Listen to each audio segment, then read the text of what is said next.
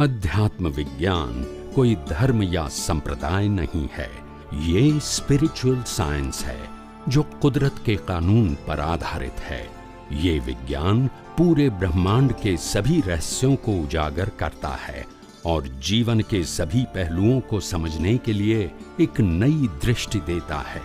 इसी को art of vision कहते हैं, दुनिया को देखने की एक नई दृष्टि, जो अध्यात्म विज्ञानी परम पूज्य स्वामी श्री कमलेशानंद जी के निर्देशन में सनातन सत्य का अनुसंधान कर हमारे जीवन को प्रकाशित करे। जय सच्चिदानंद। लाइन ऑफ डिमार्केशन समझी लेवानी। भाव इज इक्वल टू एग्जाम અને મન વચન કાયા ઇઝ ઇક્વલ ટુ રિઝલ્ટ। એક્ઝામનું રિઝલ્ટ નેક્સ્ટ બર્થમાં આવે ને આજના મન વચન કાયા એ ગયા અવતારની એક્ઝામનું રિઝલ્ટ છે। કયા અવતારની?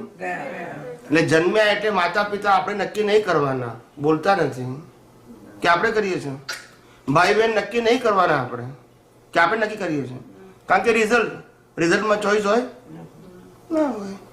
આ અવતાર મરી જવાનું તો આપણે નક્કી નહીં કરવાનું, સમજાય છે?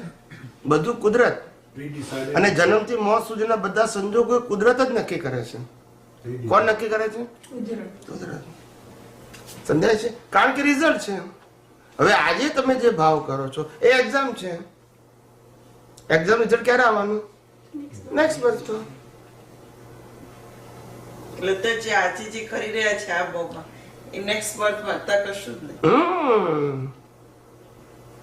રામ ગમે એટલા સારા ભાવ કરે તોય વનમાં જવું જ પડે, ભૂલતા નથી।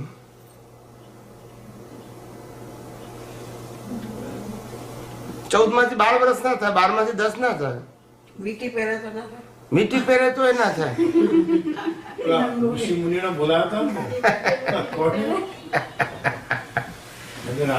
ગાડી પર બેસાડો હતા, એ તો વશિષ્ઠ ને વિશ્વામિત્ર બધાને બોલાયા હતા કે ભાઈ આનું મારે હવે રામને ગાદી ઉપર બેસાડવો છે, મારી તો ઉંમર થઈ ગઈ અને આ જ્યેષ્ઠ પુત્ર છે એને મારે ગાદીએ બેસાડવો છે અને એ લાયક પણ છે। શું છે?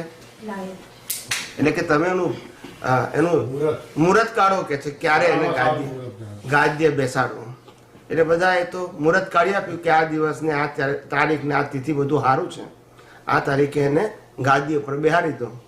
એટલે બધાએ તો મુહૂર્ત કાઢ્યું અને બધાને દક્ષિણા આપીને શું કર્યા? બધાએ કર્યા, બધાને, બધા ઋષિ મુનિઓને। પછી દિવસ આવ્યો ત્યારે આખું ઊંધું થઈ ગયું, ગાદીની જગ્યાએ ક્યાં જવું પડ્યું? વનમાં જવું પડ્યું। તો રાજા કહે છે કે આ ઋષિ મુનિઓ ગયા હજુ પાછા નથી આવ્યા, કારણ કે મોડું શું બતાવે, બધા ખોટા સાબિત થયા। સમજાય? એટલે ત્યારથી તો કહેવત પડી ગઈ, ન જાણ્યું જાનકી નાથે કાલે સવારે શું થવાનું છે એ ખબર નથી। એટલે જ જ્ઞાનીએ કીધું કે આ જગત પોલમ પોલ છે, હિસાબ સ્વરૂપે છે, હિસાબ પ્રમાણે ન્યાય સ્વરૂપે છે, પણ છે પોલમ પોલ। પોલમ એટલે 1 + 1 = 2 એવું ના થાય। શું ના થાય? તમે જેને હેલ્પ કરી હોય તમને હેલ્પ ના બી કરે, અને તમને જેને હેલ્પ ના કરી એને તમે જિંદગીભર હેલ્પ બી કરો, કારણ કે હિસાબ છે ને। એટલે આમ સ્ટેટિસ્ટિકલ ફિગર મારવા માંડો તો એવું બને નહીં કે આ 5 ખાતામાં જમા છે ને 5 ખાતામાં ઉધાર, એવું ના બને।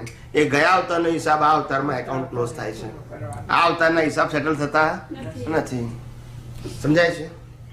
બાપા કે અમે જન્મ આપીએ, ભણાવીએ, ગણાવીએ, મોટા કરીએ, અમારે દિવસ રાત તમારા માટે બગાડીએ, નોકરી ધંધો કરતા કરતા તમારા માટે સમય શક્તિ આપીએ, અને છોકરાઓ પછી મોટા થાય પછી કે હવે અમારે તમને ભૂલી જવાના।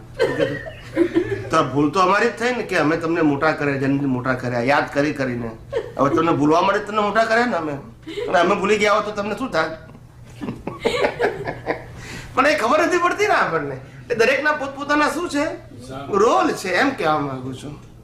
દરેકના પોતપોતાના શું છે અવસ્થા પ્રમાણેના રોલ છે, અને રોલ ભજવો એનું નામ નાટક કહેવાય।